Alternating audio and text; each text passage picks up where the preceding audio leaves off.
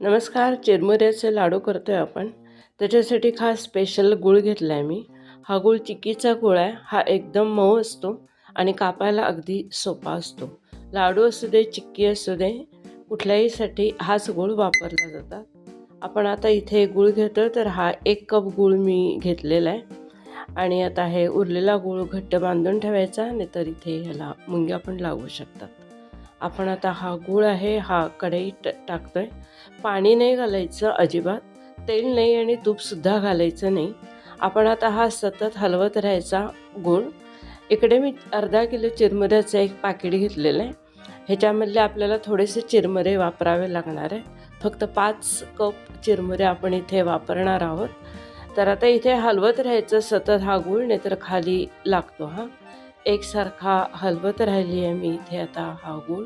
आणि आता हा गूळ मुळातच चिकट असतो आणि त्याच्यामुळे ह्याचा पाकसुद्धा लवकर होतो. म्हणजे ही बघा, ही तारसुद्धा लगेचच येते या गुळाला. त्याच्यामुळे खूप हलवत राहणं खूप जरुरी आहे. टेस्ट करूया पाकाची. हे पाक मी पाण्यामध्ये टाकलेलं आहे थोडासा, आणि थोडासा हलवल्यानंतर याप्रमाणे त्याची गोळी बनते.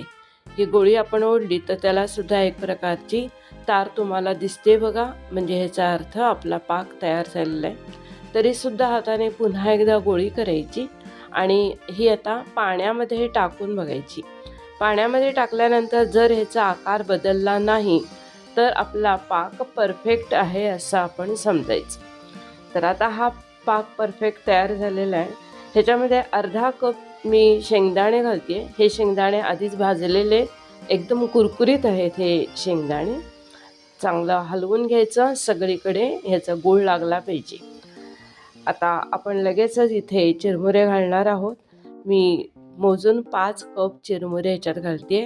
3, 4 आणि शेवटी 5. आता पुन्हा एकदा आपल्याला हलवायचं. माझी कढई जरा लहान झाली.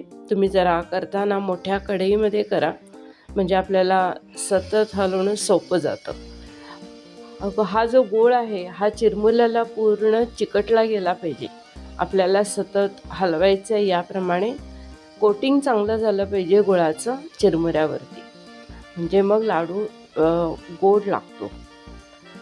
आता हे जे प्रमाण घेतलेलं आहे, एका कपाला 1 कप गुळाला 5 कप चिरमुरे, हे अगदी परफेक्ट आहे. लाडू अगदी छान हवे तसे गोड होतात. समजा अजूनही गोड हवे असतील तर थोडं अर्धा कप गूळ अजून घालायला हरकत नाही, पण हे प्रमाण अगदी परफेक्ट आहे. आता सगळीकडे गूळ चांगला लागलेला आहे, म्हणून आता आपण पुन्हा एकदा व्यवस्थित हलवून घेणार आहोत आणि कढई मग आपण खाली उतरवून लाडू करणार आहोत. मी कढई खाली उतरवलेली आहे इथे.